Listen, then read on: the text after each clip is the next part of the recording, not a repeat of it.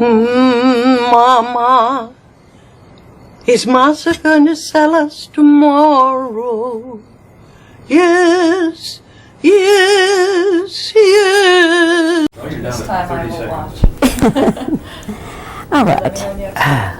Miss Plowright, we met only one time before, and that was when you came here to talk about Enchanted April. That's right, I remember.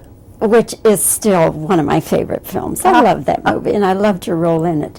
And now here you are in The Scarlet Letter, the Nathaniel Hawthorne novel. Did you know that novel before you came into this movie? Yes, I read it as a girl because I was fascinated by the character of Hester Prynne. I'd kind of forgotten about it when Roland approached me about the film, told me he was going to do it. So I went back to read it again, of course. It is a wonderful piece. One of the scenes that is so just really arresting and so captivating, the birth of Hester's baby, and Yes. you are there as the midwife. Yes. Now both you and Demi have given birth to children, so I'm curious to know how you went about doing that scene. Yes. Well, my character, Harriet Hibbins, is a bit of an outcast in the village. And she does work as a midwife, particularly with ladies whom nobody else will go and see. And at the time, Hester Prynne has been outcast by society. So Harriet is the only person who will now befriend her. The scene was quite difficult to do because in this script it was A, the birth of a baby, but B, both characters giving out information in the film, which was kind of necessary for later on. But when Demi and Roland and I talked about it, we said you can't be in the middle of labour pains and be giving information about the town or who's been to visit you or what. We said you don't do that. I mean, it's very, very, very hard. It's quite a job giving birth to a baby. And we thought, we knew, we'd both given birth to children, we both knew more about it than the men.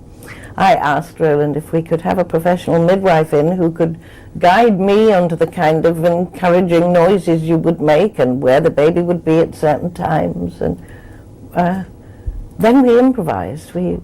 We both talked about it a great deal. We decided what position we'd be in or how much encouragement she would need, and then we played it all in one.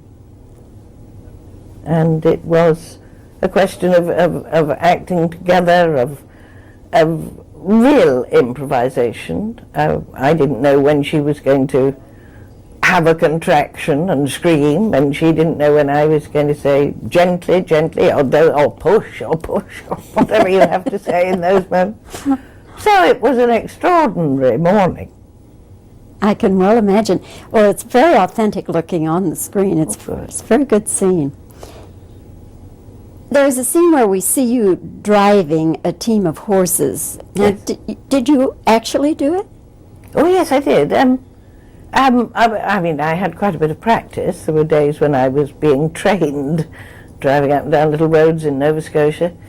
But I did ride as a girl, so I wasn't frightened of horses.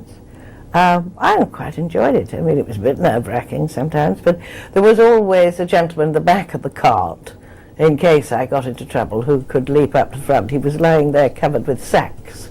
Dame Joan Plowright, one of Britain's most celebrated actresses, one of the most celebrated screen stars, and of course the widow of Sir Laurence Olivier, passed on at the age of 95. Her career spanned 60 years, and of course it included an Oscar nomination, and of course so many awards she won. She's been one of those actresses who has been so much celebrated. Her name has been sounding for close to 60 years, man. That's so huge. This is a lady who pursued her purpose of acting, and of course involving herself in screenplays, movies, films. In a statement which the family has released, they have said that they are so proud of all Joan did and who she was as a loving and deeply inclusive human being. Her family said it's with great sadness that the family of Dame Joan Plowright, the Lady Olivier, inform you that she passed away peacefully on January 16th, 2025, surrounded by her family at the Denville Hall, aged 95. She enjoyed a long and illustrious career across theater, film, and TV over 7 decades until blindness made her retire. So she cherished her last 10 years in Sussex with constant visits from friends and family filled with so much laughter and fond memories. She has been blind, she has been struggling, but of course she continued to interact and engage with even a couple of interviews, and of course she survived so many challenges, with great courage, determination, and of course she's been a lesson and of course a huge inspiration to so many people. We'll be coming out with more tributes with regards to her, but of course we're sending our deepest condolences to the family, friends, fans, and everyone who knew Joan. Rest in power, Queen.